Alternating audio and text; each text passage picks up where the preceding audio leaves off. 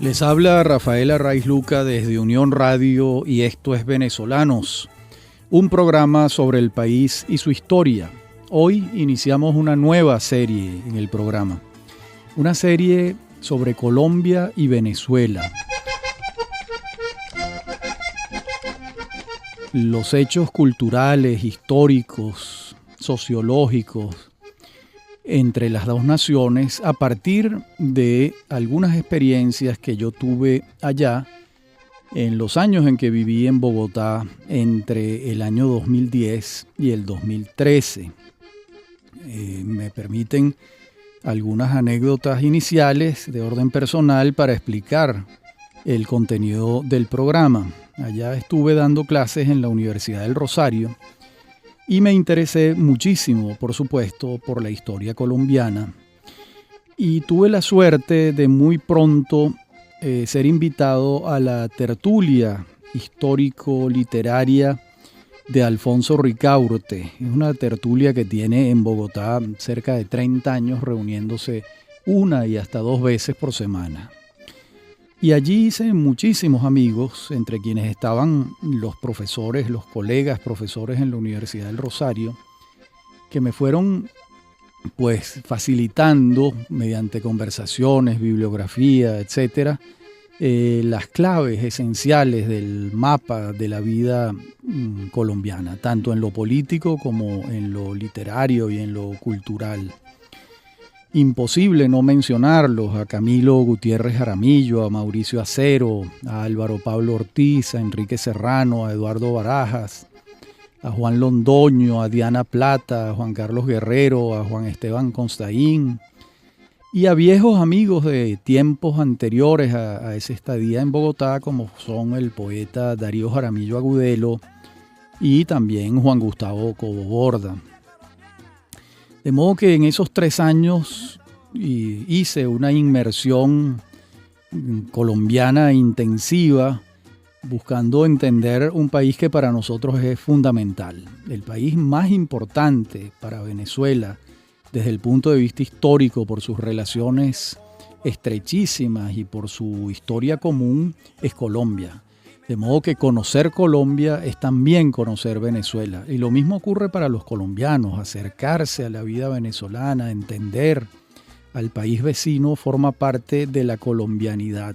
Y yo diría que forma parte de la venezolanidad conocer, aunque sea someramente, a Colombia, a nuestros vecinos, con quienes además nosotros tenemos una relación muy fluida, porque a partir de la década de la violencia en Colombia, esa década que va de 1948 a 1957, emigraron muchísimos colombianos a Venezuela y luego, con la insurgencia de la guerrilla, a partir de 1964 y hasta hace muy pocos años, llegaron a Venezuela millones de colombianos desplazados que comenzaron a vivir entre nosotros. De modo que el venezolano en su vida diaria siempre encuentra un colombiano en el camino de alguna o de otra manera. Para nosotros son muy, muy frecuentes. No ha ocurrido lo contrario hasta hace pocos años, cuando la inmigración venezolana en Colombia se ha incrementado por las razones por todos conocidas. Voy entonces a hablarles de algunas diferencias y similitudes que uno va encontrando entre Colombia y Venezuela, partiendo hasta de anécdotas o de datos esenciales, ¿no? Por ejemplo, lo primero que salta a la vista como una enorme diferencia entre un país y otro es que en Colombia prácticamente no ha habido inmigrantes en comparación con la Venezuela del siglo XX. Por eso resulta tan extraño ir a una panadería en Bogotá y que no la atienda un portugués.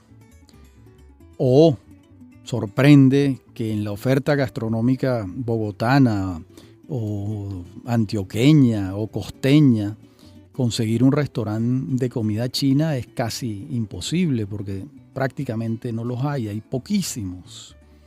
Y si a usted se le antoja en Cali o en Valledupar ir a comer comida italiana, pues va a ser muy difícil que tenga una oferta gastronómica importante porque la inmigración italiana en Colombia ha sido ínfima, por no decir casi que inexistente. Obviamente, Colombia no recibió las oleadas migratorias gigantescas que tuvo Venezuela, a partir sobre todo de la Guerra Civil Española, cuando comienzan a llegar españoles a Venezuela a partir de 1936, 1937, y después, con motivo de la Segunda Guerra Mundial, y después de la guerra, durante la guerra y en la posguerra mundial, cuando empiezan a llegar miles y hasta millones de españoles, italianos del sur, portugueses, centroeuropeos, etcétera, y un larguísimo etcétera que incluye, por supuesto, a los colombianos de manera no solo destacadísima, sino principal. El gentilicio mayoritario en Venezuela en cuanto a inmigrantes ha sido el colombiano, de eso no cabe la menor duda, ¿no? Y bueno, se han mezclado junto con los venezolanos y junto con esas centenares de miles de italianos de los pueblos del sur, de canarios, de gallegos, pero también de asturianos, de extremeños, de vascos, de catalanes, de judíos, de libaneses, de sirios, y una larguísima y variada nómina de inmigrantes que han hecho su vida en Venezuela y cuyos hijos y nietos y ya bisnietos son venezolanos. De modo que eso es muy distinto, sociológicamente esto es muy distinto a lo que ocurre en Colombia, donde la inmigración fue muy reducida. Y ustedes dirán, bueno, pero ¿cuál es el motivo? Bueno, obviamente el motivo por el cual Venezuela fue un imán tan importante es el petróleo. Nadie abandona un país huyéndole a la pobreza, a las penurias y a la falta de oportunidades para irse a otro donde tampoco hay oportunidades, obviamente. Y en Venezuela las había, y las había además con una circunstancia muy particular, y es que era un país despoblado en relación con el tamaño de su territorio y con un ingreso per cápita altísimo, porque la producción petrolera a partir de 1928 se hizo ya muy grande, superó a las exportaciones de café, y eso conducía a que el ingreso per cápita en Venezuela fuese altísimo. Y si usted está en Europa, en un país arrasado por la guerra, sin nada que comer, usted no se va a ir a un país pobre, usted busca un país donde haya oportunidades de crecimiento. Eso fue quizás lo que llevó a Eleazar López Contreras en su gobierno entre 1936 y 1941 a fundar el Instituto Técnico de Inmigración y Colonización, que buscaba la inmigración selectiva para un país despoblado. Si ustedes leen las memorias y cuentas de los gobiernos venezolanos durante todo el siglo XIX, van a hallar que uno de los principales problemas que se anuncian todos los años en Venezuela es que no hay gente. No hay gente. Es un país despoblado que López Contreras, dentro del Plan de Febrero de Modernización, crea este instituto para atraer gente con calificaciones técnicas y profesionales. Y en efecto comienzan a llegar pues grandes contingentes alentados o por la Guerra Civil Española o por la Guerra Mundial. Y bueno, ya entre otras cosas, para la década de los años 50, Venezuela cuenta con uno de los ingresos per cápita más altos del mundo. Más o menos saquen estas cuentas. En Venezuela, en la década de los años 50, habían menos de 7 millones de habitantes. Menos de 7 millones de habitantes. Y la explotación petrolera diaria en la década de los años 50 era de 2 millones de barriles. Algo verdaderamente extraordinario, lo que llevaba a ese ingreso per cápita tan alto, que hizo de Venezuela un imán, y ni tontos que fueran los europeos que huían de la guerra y la posguerra, para irse a un país que no tuviese las oportunidades que ofrecía Venezuela, que además los estaba recibiendo con los brazos abiertos porque necesitaba gente, y gente con oficios y profesiones calificadas. Y por las causas que fueren, estas y otras, pues los venezolanos se vieron obligados a recibir a millones de inmigrantes. Y según testimonios de esos mismos inmigrantes, no siempre fue miel sobre hojuelas el recibimiento. Por supuesto, emigrar es muy difícil, encontrar un trabajo, sobrevivir, pero la verdad es que estos inmigrantes se fueron aclimatando a Venezuela, a sus factores nacionales, y ese extranjero que llegaba y el criollo que lo recibía fueron dándose la mano y fue creándose esta sociedad, vamos a llamarla plural, hecha de inmigrantes, tejida por la circunstancia migratoria que es Venezuela.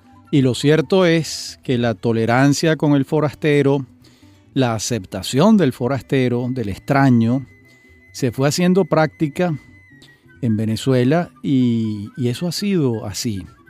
Una anécdota: cuando comienzo un curso en la Universidad Metropolitana, en Caracas, suelo pedirle a los alumnos que levanten la mano quienes tienen abuelos extranjeros. Pues casi el 80% del salón lo hace. Hice lo mismo los años en que di clases en la Universidad del Rosario en Bogotá, y pedía que levantaran la mano quienes tenían abuelos extranjeros. Prácticamente nadie levantaba la mano. Muy pocos estudiantes, poquísimos.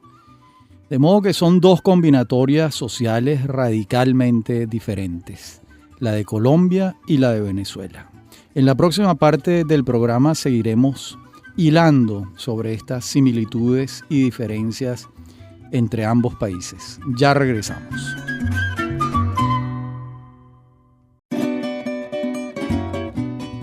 En la parte anterior del programa estuvimos viendo algunas semejanzas y diferencias de orden sociológico entre Colombia y Venezuela, y seguiremos por este camino.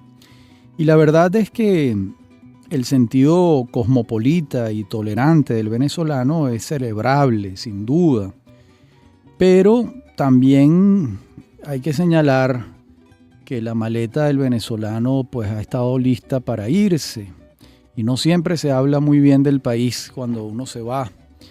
Bueno, las razones son conocidas, pero también es cierto que el amor que yo viví en Colombia por la propia Colombia, el amor que tienen los colombianos por su país, es muy importante. Esto hay que señalarlo. Hay generaciones de un fervor nacional muy particular. Creo, lo consigno, lo presento como tema de investigación que tiene que ver con esto de haber sido un país que no recibió grandes contingentes de inmigrantes, como sí lo hizo Venezuela. Toda moneda tiene dos caras, ¿no? Quizás esa circunstancia en Colombia, según la cual hay muy pocos inmigrantes, lleva a que todo colombiano o muchos colombianos tengan una gran pasión por la genealogía, independientemente de la condición social, ¿no?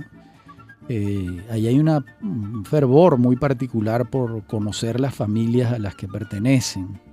Y yo diría que la mayoría sabe de dónde viene su familia, cuál oficio se dedicaron, con quiénes están emparentados. Incluso es muy común en Colombia hallarse dinastías de oficios.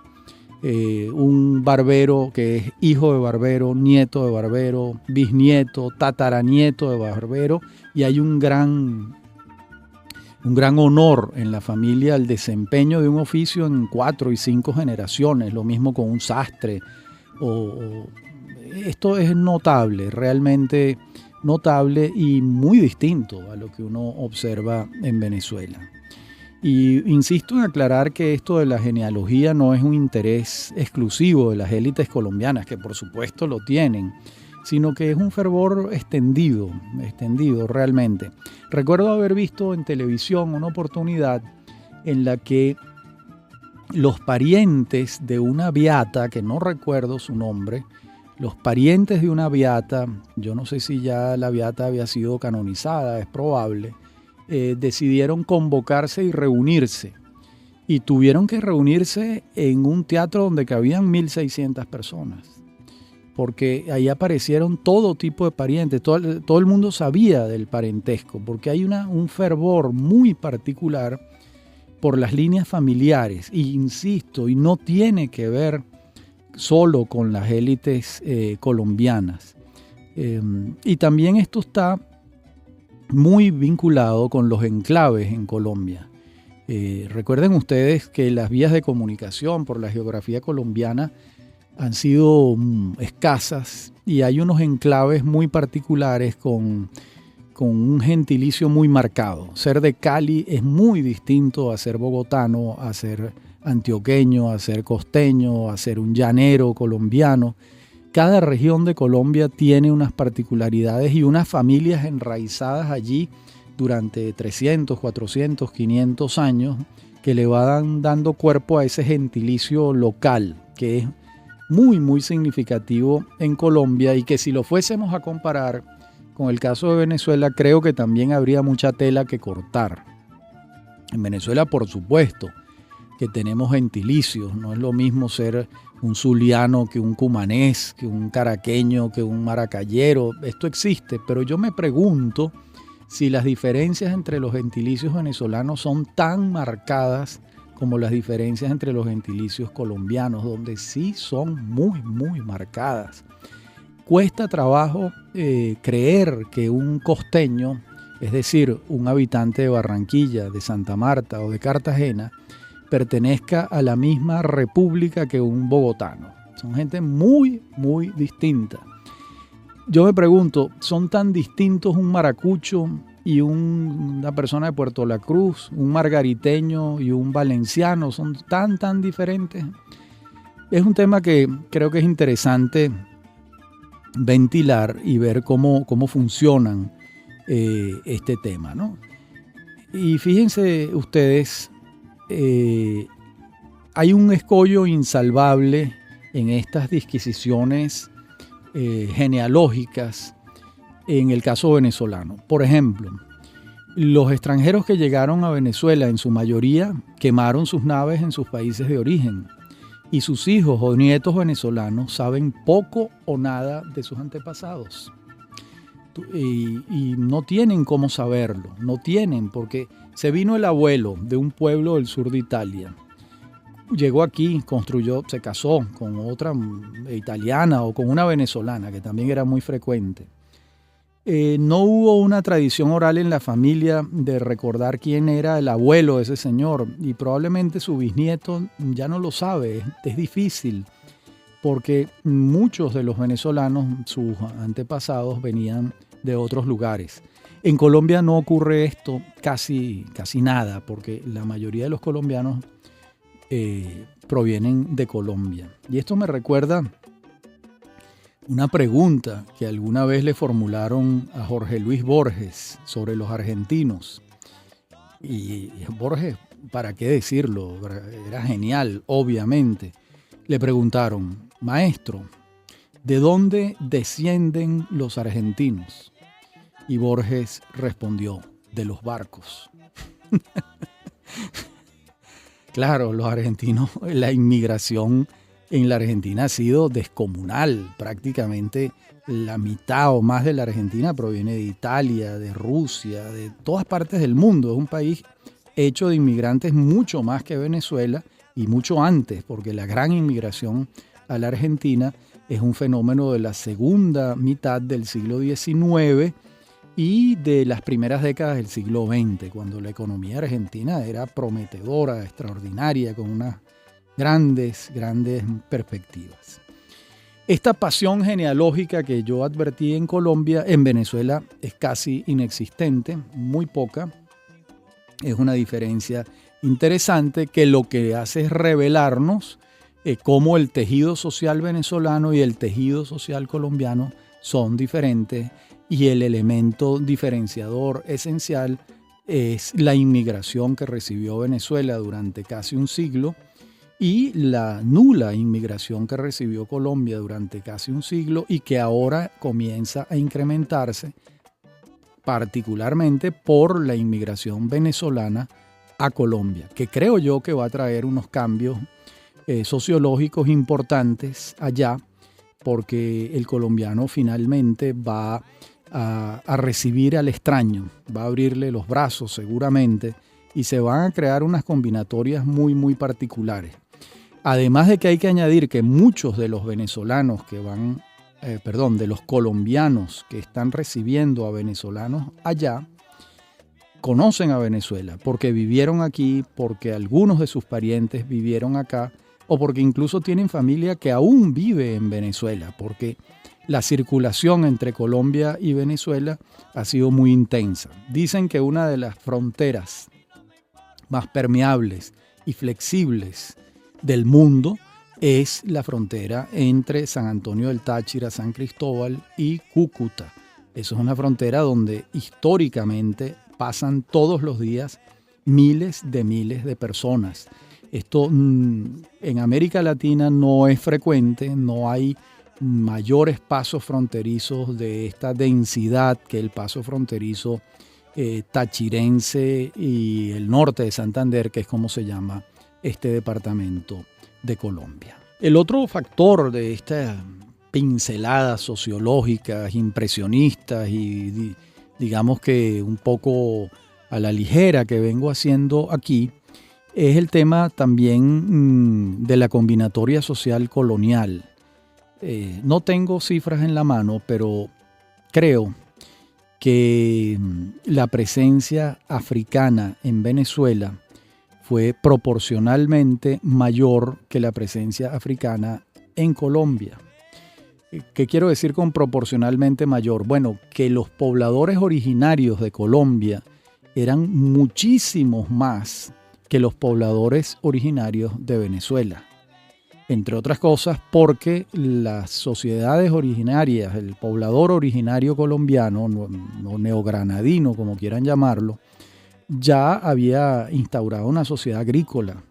En cambio, la mayoría de las etnias originarias venezolanas se dedicaban a la caza, la pesca y la recolección. De modo que en las sociedades agrícolas, como ya se sabe, una vez establecidas, además su crecimiento poblacional se hace más intensivo. Y eso fue lo que ocurrió en esa región de la América Latina, la América del Sur. Cuando los españoles llegan, en Colombia habían muchos más pobladores que en Venezuela.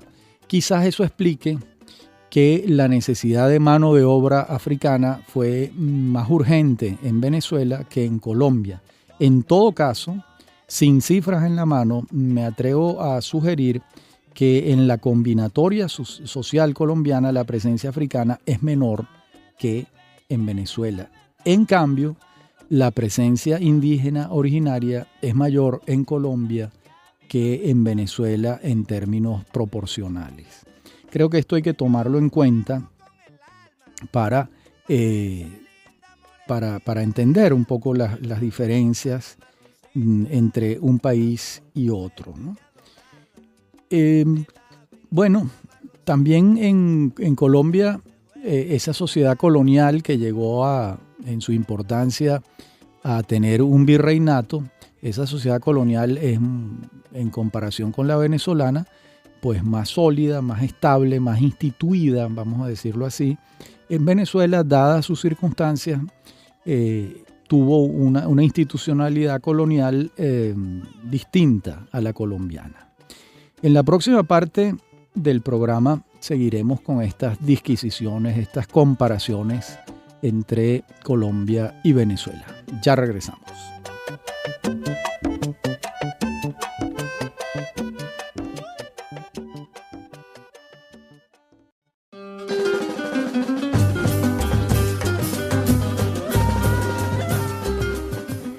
Bueno, y en esta esta tela que vamos tejiendo de diferencias y similitudes, imposible no hablar de la democracia política colombiana, que cuenta con instituciones, yo diría que más sólidas que la democracia política venezolana. Pero también hay que decir que la democracia social venezolana es más profunda que la colombiana. ¿Esto pudiera afirmarse? Pues yo creo que sí. Yo creo que sí, que la movilidad social en Venezuela en los últimos 100 años ha sido muy grande, y a eso me estoy refiriendo cuando hablo de democracia social venezolana. Y también es muy probable que esa movilidad tenga su asidero, su fundamento en la riqueza petrolera, que allá no la ha habido. Y eso conduce a que la movilidad social en Colombia se haga más difícil, que sea más cuesta arriba. Y también hay que señalar que uno puede advertir en Colombia que hay una suerte de inercia de la sociedad estamental colonial. Es decir, uno todavía percibe en Colombia estamentos sociales muy, muy demarcados que vienen del periodo colonial. En cambio, en Venezuela la movilidad social, quizás aceitada por la riqueza petrolera, se ha dado más vinculada con la tenencia de dinero que con las pautas de abolengo o las tradiciones, que viene siendo lo mismo. Esas pautas de abolengo o esas pautas de las familias tradicionales en Colombia han pesado más que en Venezuela en todo el tejido del ascenso social.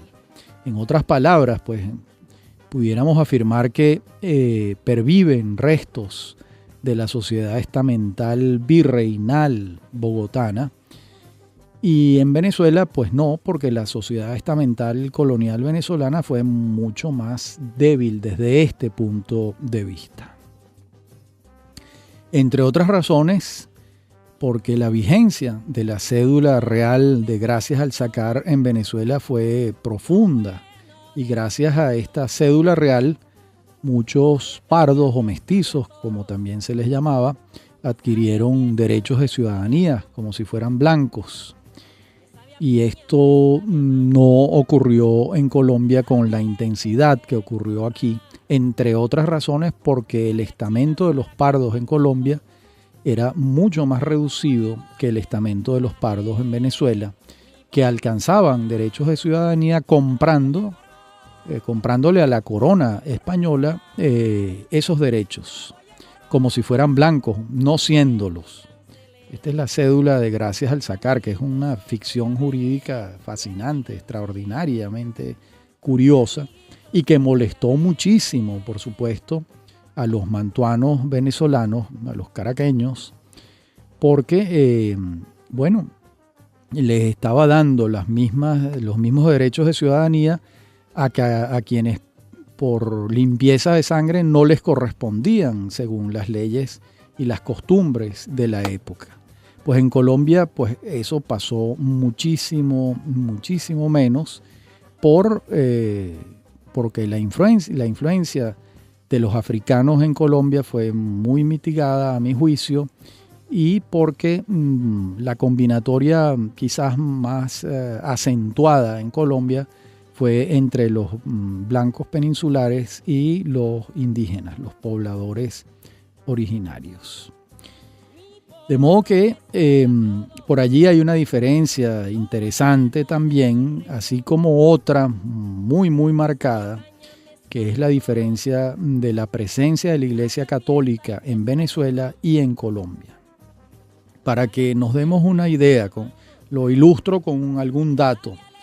Los jesuitas estaban fundando una universidad, un colegio mayor, que era como se llamaba. Están fundando un colegio mayor en Bogotá en 1603, que era el colegio de San Bartolomé.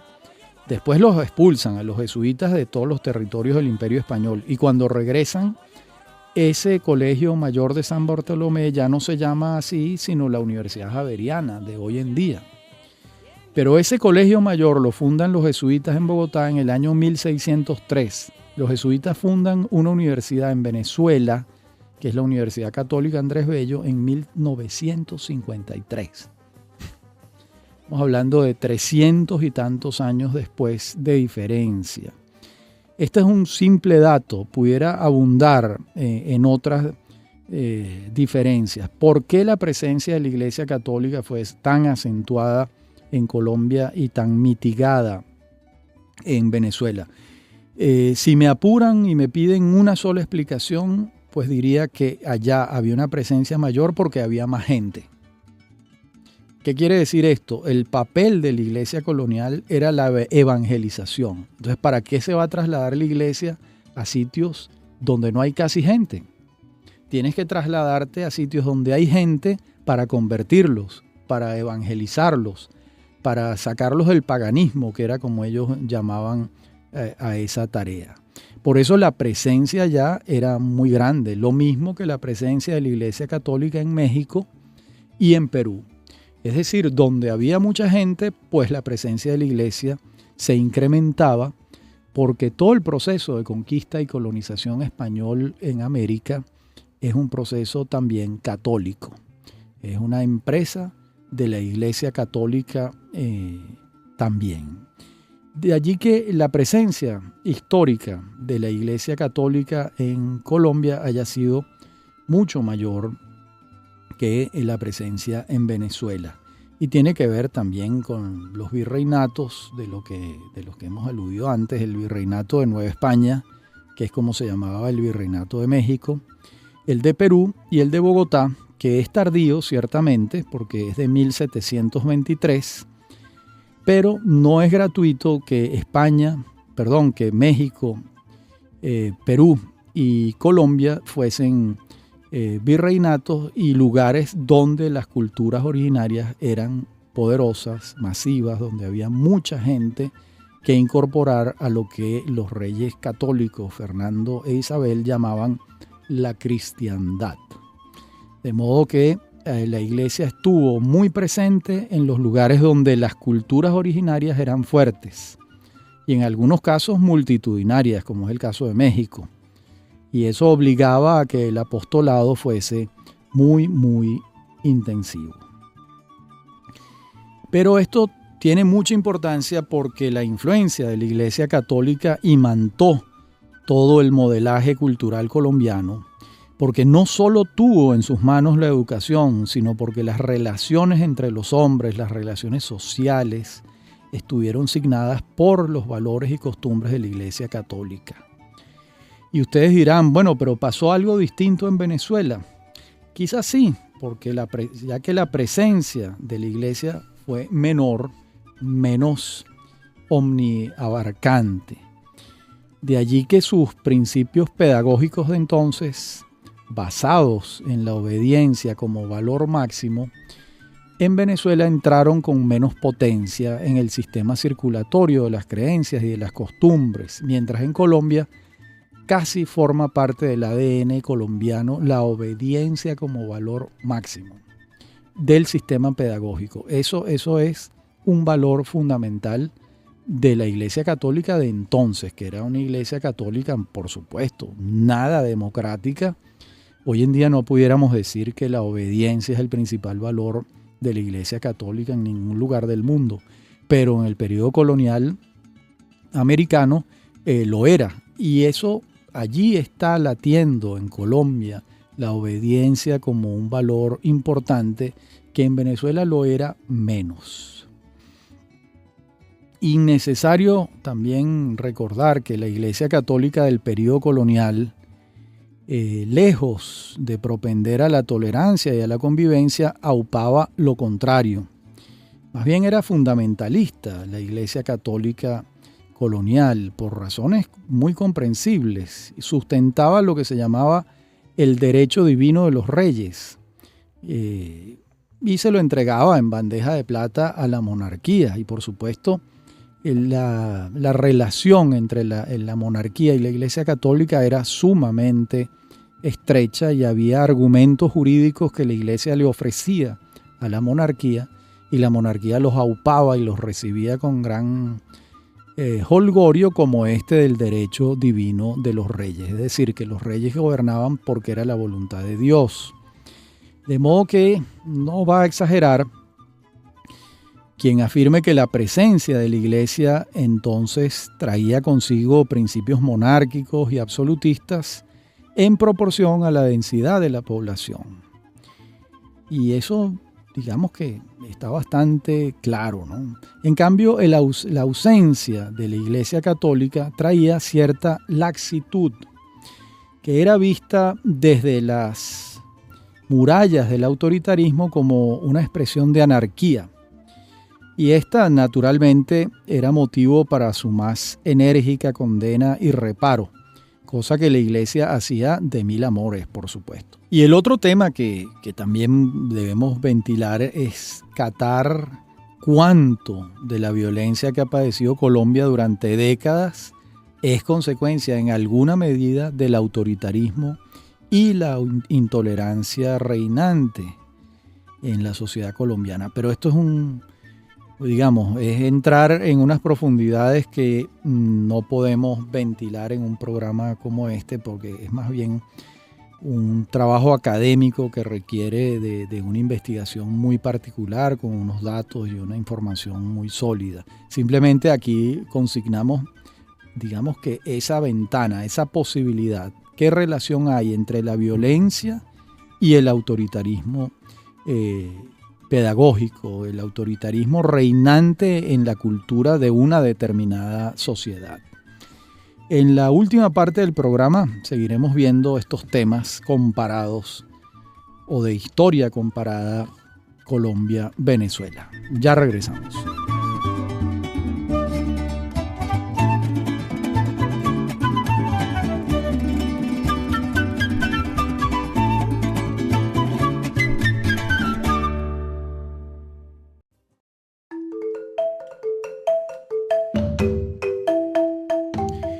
Hablábamos en la parte anterior del programa cómo el autoritarismo pudiese estar vinculado con la generación de violencia, y la verdad es que no estaría descaminado quien penetre en esta selva advirtiendo este talante fundamentalista e inquisidor de la Iglesia Católica colonial, que por supuesto no tiene nada que ver con la Iglesia Católica actual.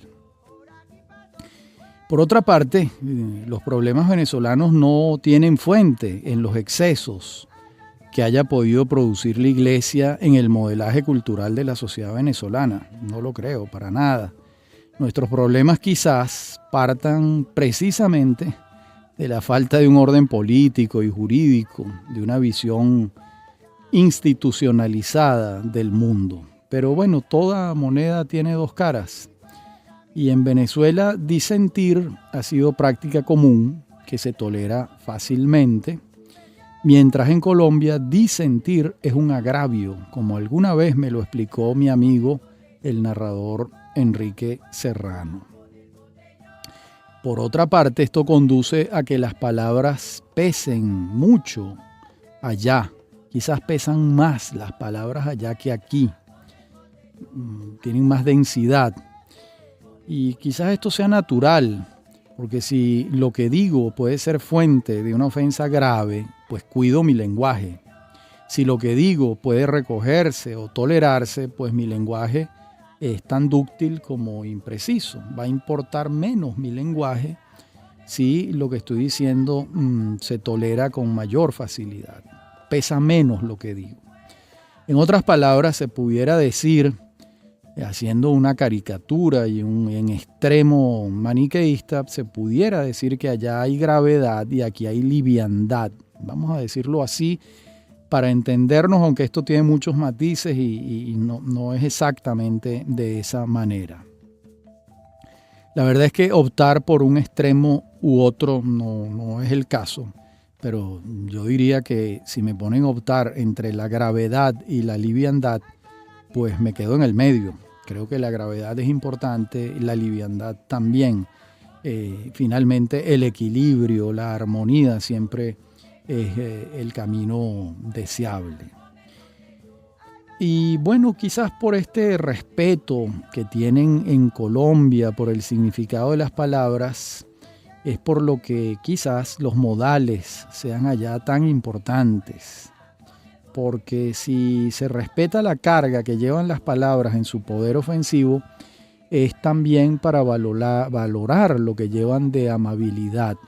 Si uno se alarma con la violencia del lenguaje que hiere, también celebra con felicidad el lenguaje que es un cariño, que es afectuoso, de modo que quizás por eso los modales cuentan mucho allá.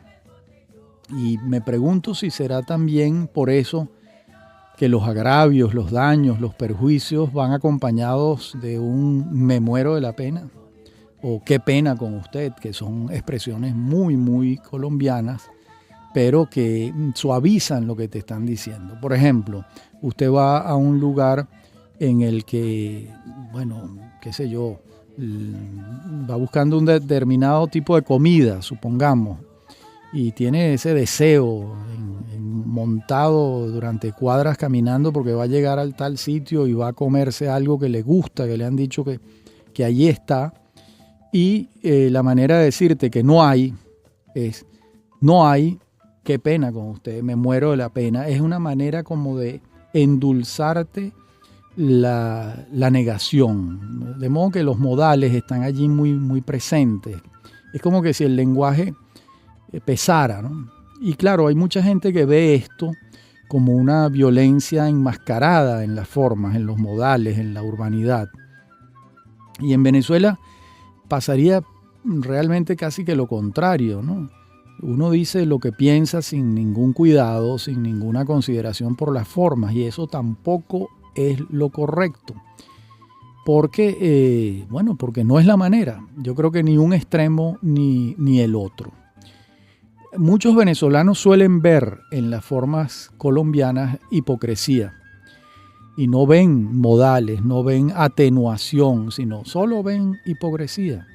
Mientras muchos colombianos ven en la rudeza venezolana una expresión de la barbarie costeña o caribeña, que ellos lo ubican, la barbarie sobre todo en la zona caribeña, que por cierto ellos no aluden al Caribe. Para ellos la costa caribeña colombiana es la costa atlántica. Siempre me he preguntado por qué hablan de la costa atlántica cuando ese es el Caribe.